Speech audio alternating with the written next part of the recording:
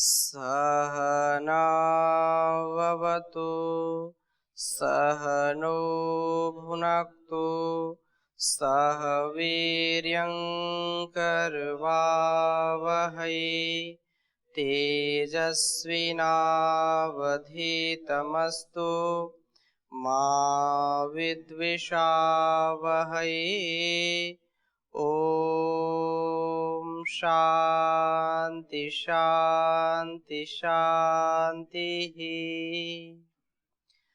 वैदिक जीवन पद्धति में हम ब्रह्मचर्य सूक्त का स्वाध्याय कर रहे हैं और 9वें मंत्र का व्याख्यान हम कर रहे थे। आचार्य अभयदेव विद्यालंकार द्वारा यह रचित वैदिक ब्रह्मचर्य गीत का स्वाध्याय हम कर रहे हैं। एक बार 9वें मंत्र का उच्चारण करेंगे। ओम इमां भूमिं पृथिवीं ब्रह्मचारी भिक्षामाजभार प्रथमोद्दिवं च ते कृत्वा समिधा उपास्ते तयोरर्पिता भुवनानि विश्वा। तो ब्रह्मचारी का यह कर्तव्य दर्शाता है। पिछली कक्षा में आप में से किसी कोई प्रश्न आप पूछ सकते हैं। ओम स्वामी जी, पिछली कक्षा में आपने बताया था कि जो माने बाहर के लोग भी अपने आचार्य अपने माता पिता को पूर्ण माने सेवा करे, सब कुछ समर्पित कर दे। अब माता पिता को तो समर्पित कर सकते हैं, लेकिन जो बाहर के टीचर्स आदि होते हैं तो वो अपने स्वार्थ में लिप्त होते हैं, माने ज्यादा कुछ नहीं करते, तो कैसे? बहुत अच्छा प्रश्न पूछा आपने। निश्चित रूप से यह तात्पर्य आपका आज का जो परिवेश है ऐसा ही है।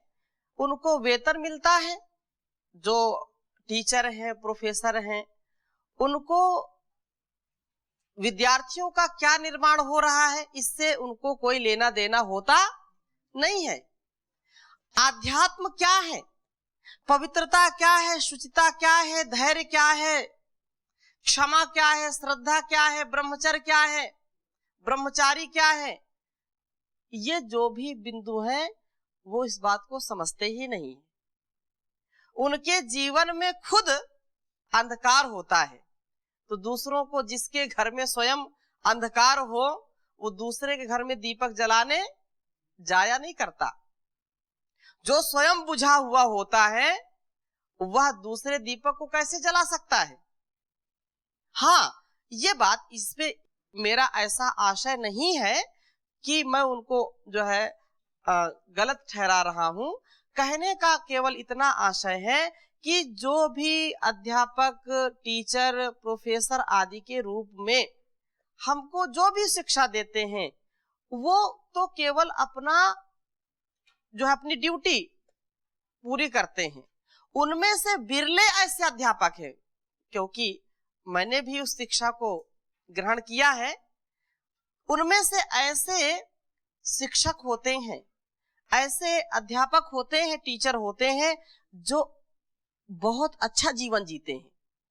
उनके व्यवहार से, उनके सदाचरण से विद्यार्थी बहुत कुछ सीखते हैं।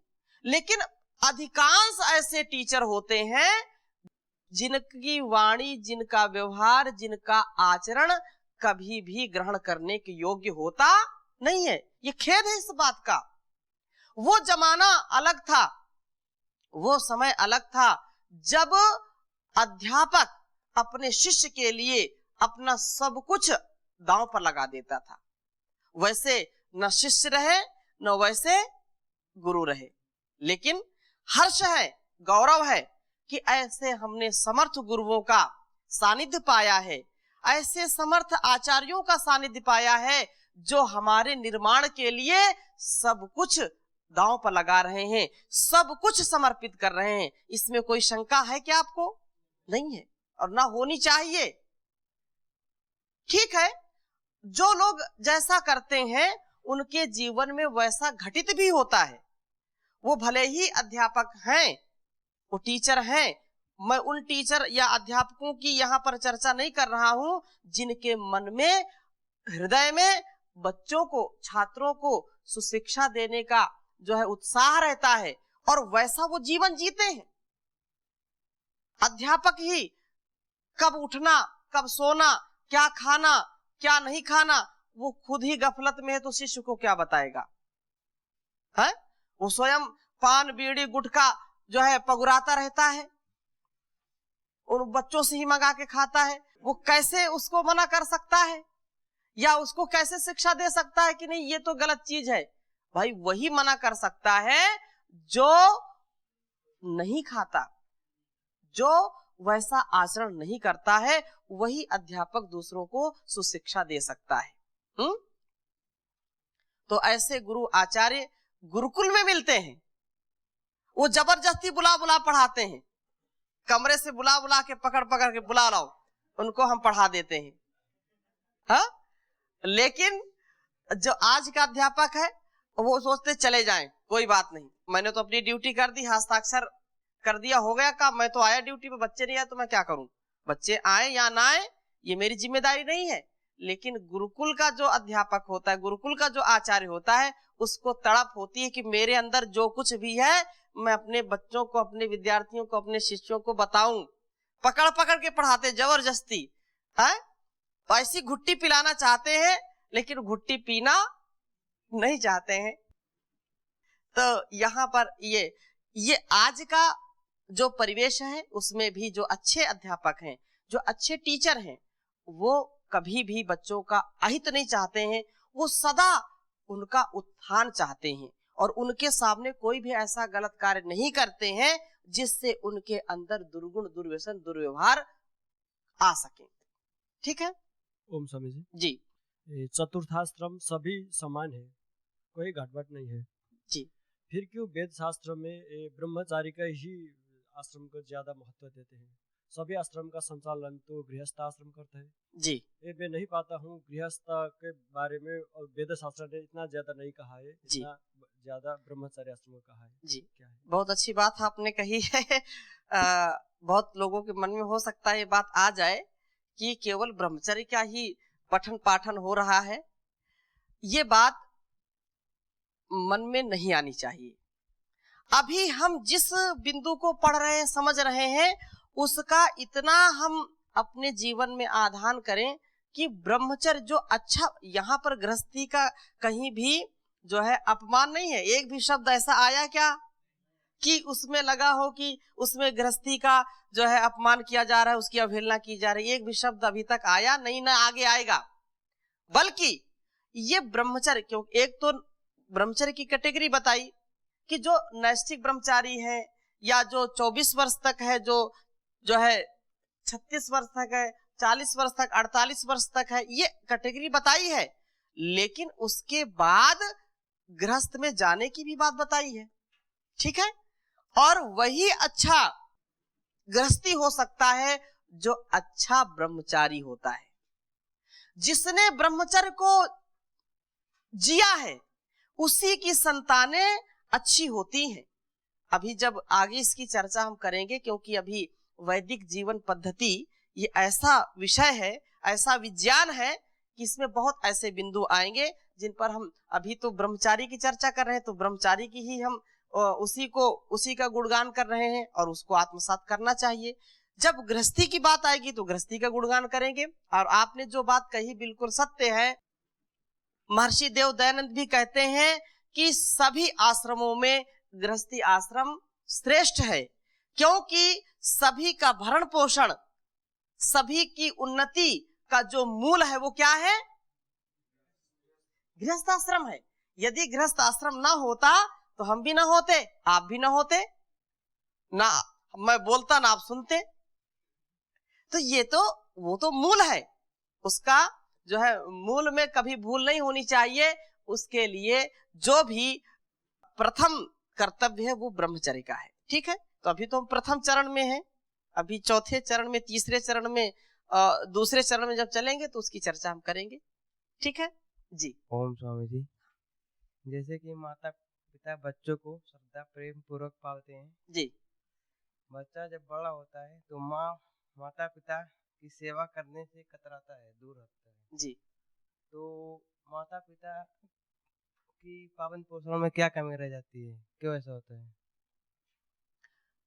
ये बात बच्चे के दिमाग में आ जाती है कभी कभी, उसमें माता पिता का भी थोड़ा सा दोष हो सकता है। उनके भरण पोषण में उनके द्वारा जो संस्कार दिए जाते हैं उनमें भी कहीं त्रुटि हो सकती है, जिससे वे माता पिता की सेवा करने में कतराते हैं, बड़े होने पर कतराते हैं। लेकिन जो माता पिता अपने बच्चों को बचपन से ही, अर्थात ये कहो कि गर्भाधान संस्कार से लेकर के वेदारंभ तक, क्योंकि वेदारंभ तक माता पिता बच्चों का जो है पालन पोषण करते हैं, उसकी देखरेख करते हैं। वेदारंभ के बाद तो फिर तो पूरा जो है 25 वर्ष तक आचार्य के पास ही रहता है। तो उस समय तक जो माता पिता श्रेष्ठता से जो है बच्चों का पालन पोषण करते हैं, वे कभी भी माता पिता का तिरस्कार नहीं करते।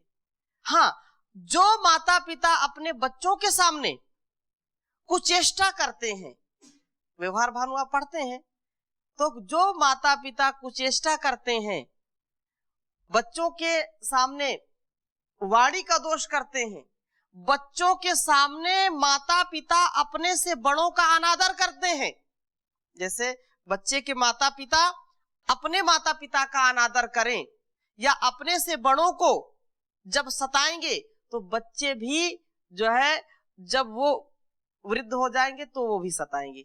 ऐसा अक्सर होता है ना। इसलिए ऐसे बिरले घर हैं जहां पर सुमति होती है, जहां पर माता पिता, दादा दादी, भाई बहन, चाचा चाची, सब ऐसे संबंधों में इतनी मधुरता होती, इतनी मिठास होती है, वहां एक दूसरे का सत्कार होता है। उन घरों में किसी का तिरस्कार नहीं होता है। हाँ, थोड़ी बहुत तो चीजें चलती हैं लेकिन अधिक नहीं चलती हैं, तो वो संपन्नता बिरले घरों में होती है। वे माता पिता कभी दुखी नहीं होते। इसलिए अभी जो आपने प्रश्न किया है, होता है, बहुत होता है, उसके पीछे बहुत कारण है। एक तो माता पिता भी हो सकते हैं, दूसरा आज का परिवेश।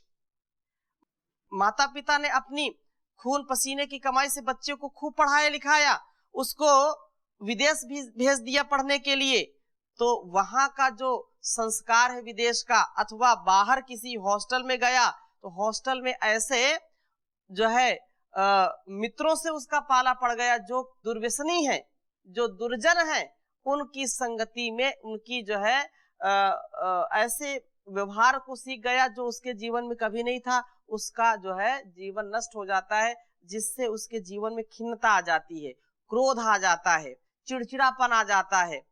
और ऐसे अधिकांश आपको बच्चे मिल जाएंगे जो बाहर रहते हैं। उनमें अच्छे भी होते हैं, ऐसा नहीं, अच्छे भी होते हैं। चंदन विश्व व्यापत नहीं, लिपटे रहत भुजंग। जो उत्तम प्रकृति के लोग होते हैं उनको कोई भी कुसंग कभी कुछ उनका बाल बांका नहीं कर सकता। ठीक है, आगे चलें। तो ब्रह्मचारी का आचार्य से जुदा नहीं होता कभी भी। ब्रह्मचारी जो कुछ भिक्षा पाता है वह सब आचार्य के लिए ही पाता है, और आचार्य के लिए पाने में ही वह अपने लिए भी पा लेता है।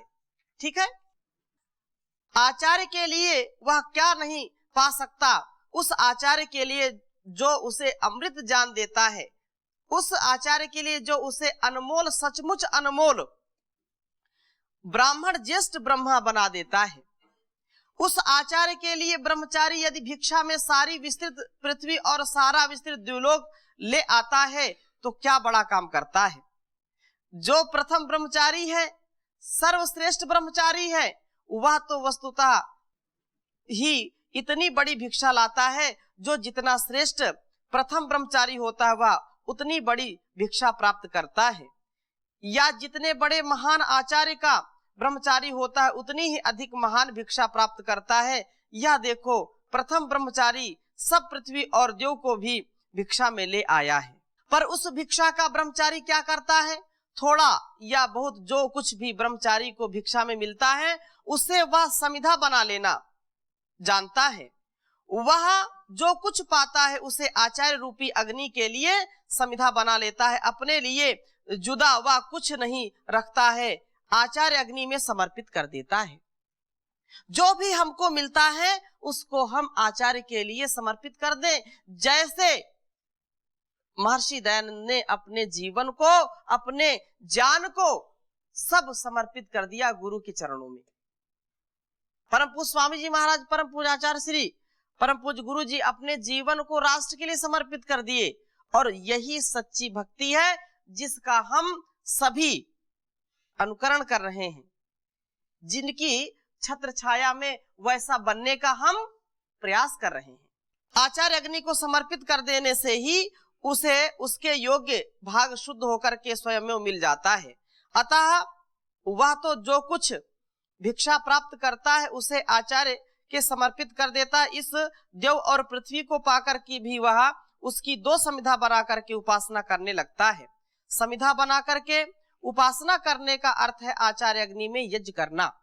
आचार्य अग्नि में जो कुछ भी मिला है, जो कुछ भी ज्ञान हुआ है, उसमें अपने आचार्यों का ध्यान रखते हुए आचार्य को समर्पित कर देना, और इस बात की प्रतीक्षा करना कि आचार्य उन्हें प्रतप्त करके सूक्ष्म कर देता है या कर देगा।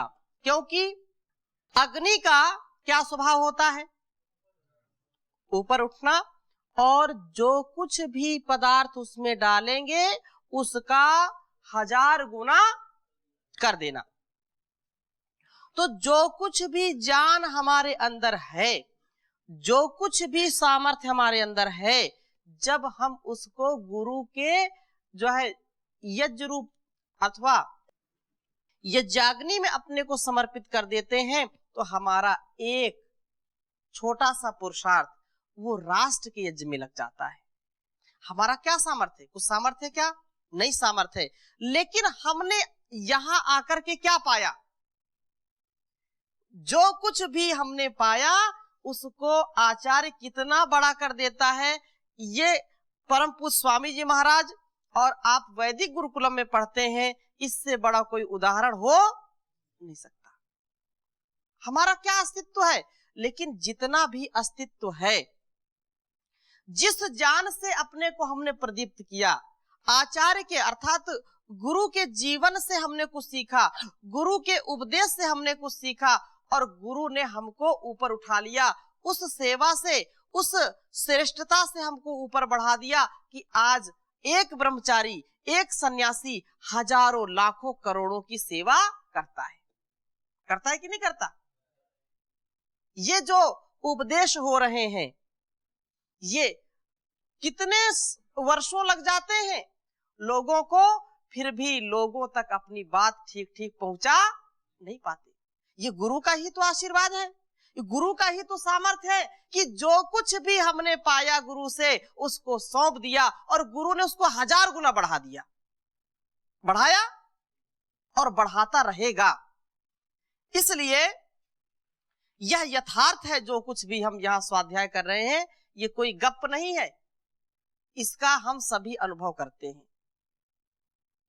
हमारे बीच में स्वामी हनुमान देव जी बैठे, तो हनुमान देव जी जो है आपने सुना ही होगा, कविता बनाई इन्होंने। कितने कवि टहल रहे हैं, लेकिन इन्होंने सच्चे दिल से जो कुछ भी अनुभव किया और उस भाव को गुरु के सामने प्रकट किया, और गुरु ने उसको छाती से लगा लिया। गुरु ने उसको दुनिया को बताया कि ये हनुमान देव जी हैं। ये किसका सामर्थ्य है? गुरु का सामर्थ्य है। हमारी वाणी का सामर्थ्य इतना नहीं है, हमारी वाणी का सामर्थ्य तो गुरु से बढ़ता है।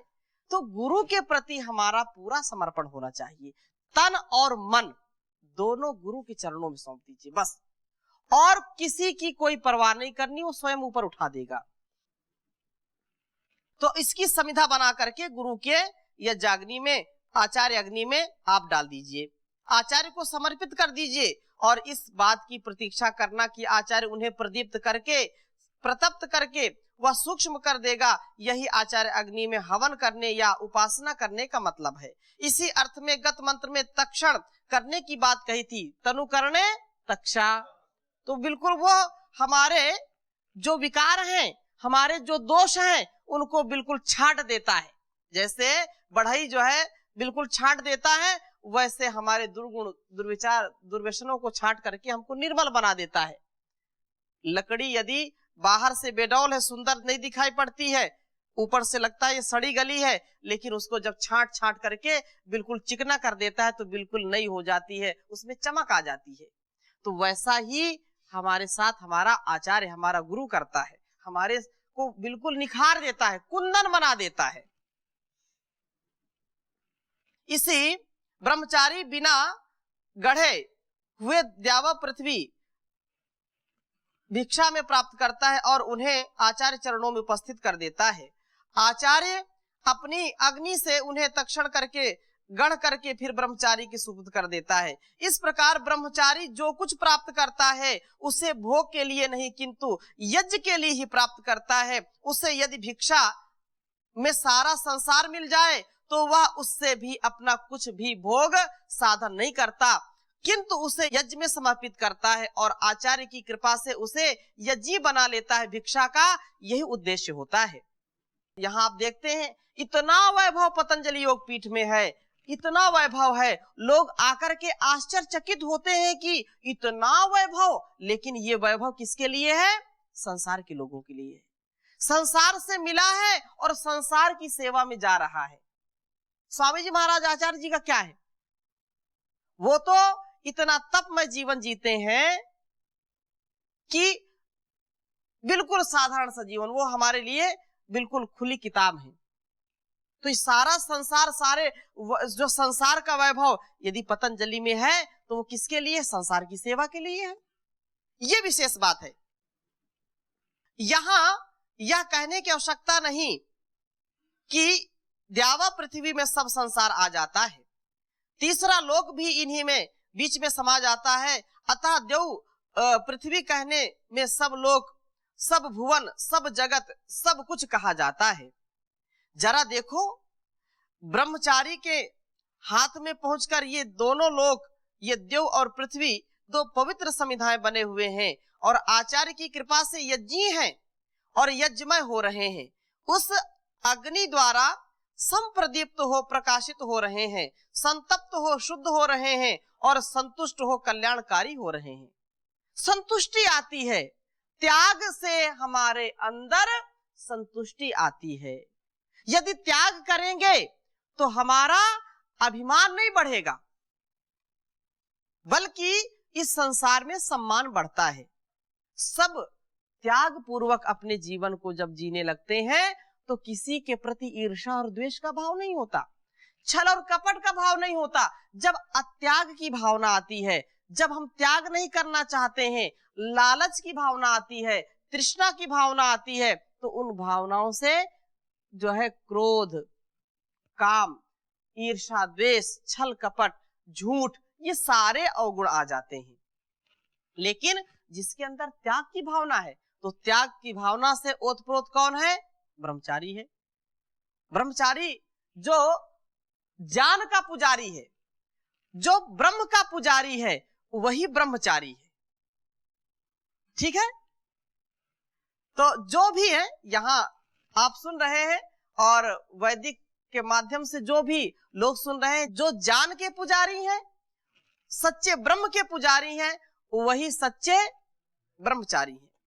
तो हे मनुष्यों, तुम इसमें संशय मत करो कि भिक्षार्थ आए हुए ब्रह्मचारी को, सच्चे ब्रह्मचारी को तुम जो भी कुछ दोगे वह सब यज्ञ समर्पित हो जाएगा और पवित्र होकर के सबके कल्याण का कारण बनेगा। यदि तुम्हारे हाथ में इस पृथ्वी और देव का राज्य है तो तुम इसे जो है निसंकोच किसी प्रथम ब्रह्मचारी को भिक्षा में दे दो। संसार के लोगों के लिए विशेष है कि यदि उनके पास जो भी सर्वश्रेष्ठ चीज है, जैसे अभी आह्वान चलता है कि हम श्रेष्ठ ब्रह्मचारियों को, श्रेष्ठ दिव्य आत्माओं को यहाँ पर बुला करके उनको शिक्षा दीक्षा दे करके संसार के लिए आदर्श और संसार के लिए पथ प्रदर्शक जिनको बनाना चाहते हैं, तो तन से, मन से, धन से, दिव्य संतान से हम आचार्य को संतृप्त करें। ये जो भी गृहस्थियों का सामर्थ्य है, जो भी इस राष्ट्र यज्ञ में दे सकते हैं, जो भी आचार्य को दे सकते हैं, उनको देना चाहिए।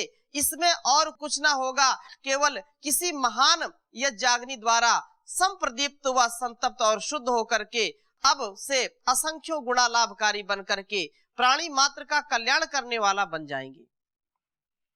ब्रह्मचारी को भिक्षा देने का यही फल होता है। सच्चे ब्रह्मचारी को भिक्षा देने का ऐसा ही महान फल होना चाहिए कि वह अपने लिए कुछ ना रखे, इस संसार की सेवा के लिए,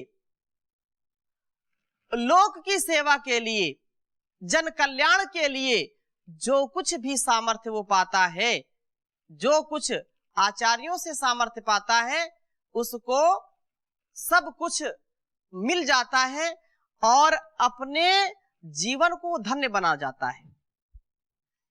विशेष बात हमको गांठ बांध लेनी चाहिए कि जो कुछ भी हमारा सामर्थ्य है, हमसे जो कुछ भी अच्छाई हो सकती है, उसको हम सदा करते रहें, थके नहीं, रुके नहीं। कोई भी रुकावट, कोई भी थकावट हमको अपने मार्ग से विचलित ना कर पाए। ऐसा बनना है और ऐसा बनकर के ही राष्ट्र का कल्याण कर सकते हैं। नहीं तो ना अपना कल्याण करेंगे, न राष्ट्र का कल्याण करेंगे, अकल्याण हो जाएगा। यह जीवन जो यज्ञ है, यज्ञमय जीवन, हमारा यजनीय कार्य जो है, उसको हम यदि बीच में ही छोड़ देते हैं या बीच में ही भूल जाते हैं, तो फिर उत्थान की गुंजाइश नहीं है। अपने जीवन को हम ऐसे ही सद्विवेक से, सदाचार से, सद्व्यवहार से, उपकार से भरते रहें। जो कुछ जितना जितना हमको मिल रहा है ज्ञान, उस ज्ञान का हम संग्रह करते रहें, उसको संग्रहित करते रहें। जहां से भी मिले, जिससे भी मिले, हम उसको कृतज्ञता पूर्वक धारण करें और वो जो ज्ञान मिला है केवल रखने के लिए नहीं, उसको फिर बांटना है, उसको फिर संसार के लोगों के लिए बांटना है, गुरु के लिए बांटना है। गुरु को मूल में रख करके, केंद्र में रख करके उससे अपने जीवन को दिव्य बनाना है। ऐसा हम सबका कर्तव्य है और इसी से हमारा और हमारे समाज का, हमारे राष्ट्र का, हमारे संसार का उपकार होने वाला है। तो आज यहीं पर विराम देते हैं, शेष चर्चा अगले भाग में करेंगे। ओम शांति शांति शांति।